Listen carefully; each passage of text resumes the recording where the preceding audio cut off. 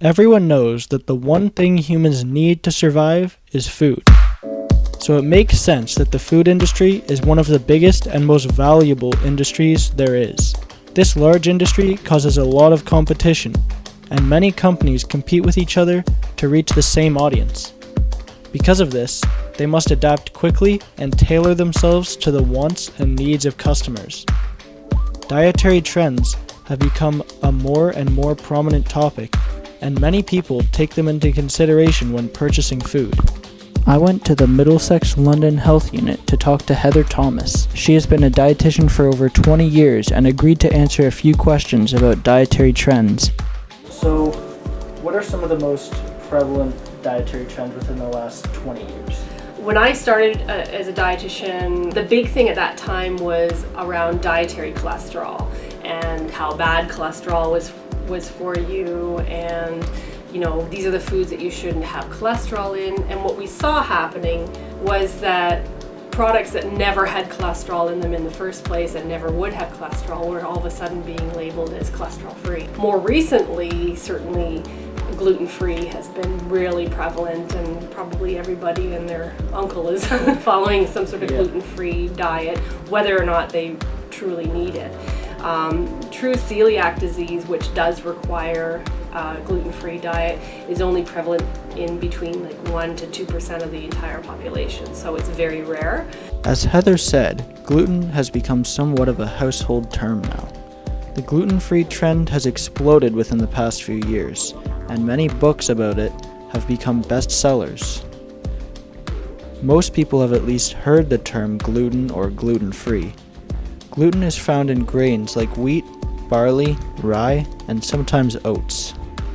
Going gluten-free is becoming increasingly popular for people who have no condition and just want to be healthier or lose weight. But what a lot of people don't know is that gluten itself isn't bad for you. What is bad for your health is the foods that often have gluten in them, things like cakes, pastries, cookies, and muffins. If you were to remove the gluten from those foods and have gluten-free items as a substitute, it would be no healthier. Despite this, more and more gluten-free items are popping up everywhere, and sales of gluten-free products are expected to grow to $2 billion within the next few years.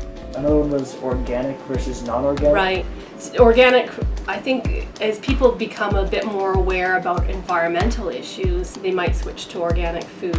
Nutritionally speaking, there's no difference in terms of nutritional quality between traditionally grown food and organic food. The difference might lie in the fact that the organic food doesn't have as much of the pesticide on it. The other difference is that organic food is more expensive.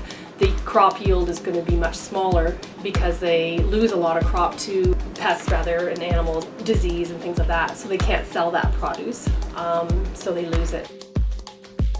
Eating organically has become an interesting topic of discussion recently, with many companies coming under scrutiny for various reasons involving how natural their product really is. Some examples of this include the fast food and animal produce industries being critically analyzed for their poor and unethical treatment of animals, and whether their meat is actually what they say it is.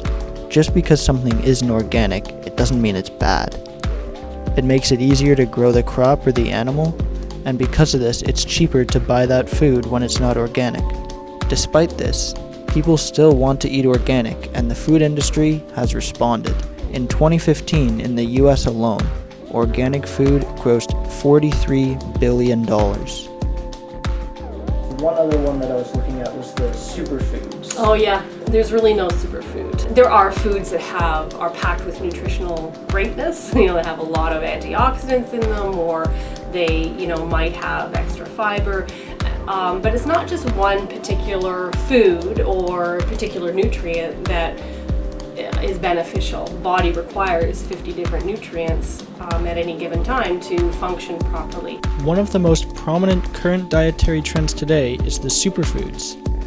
They are described as being very rich in nutrients and especially beneficial to your health. Some of the most well-known superfoods include steel-cut oats, avocados, Greek yogurt, hemp seeds, tea, and berries. But arguably, the food that has had the best outcome from the superfoods phenomenon is kale. Since the explosion of kale in the early 2010s, the leafy green has enjoyed sales increasing by upwards of 40%. Many professionals claim that the word superfood is nothing but a marketing tool. According to these professionals, many companies make claims about their superfoods that simply have no scientific research to back them up. In conclusion, even though it may not be obvious, dietary trends have had and will continue to have a massive impact on the food industry. Next time you go out shopping, it's good to be aware of the dietary trends that may have had an influence on what you're buying.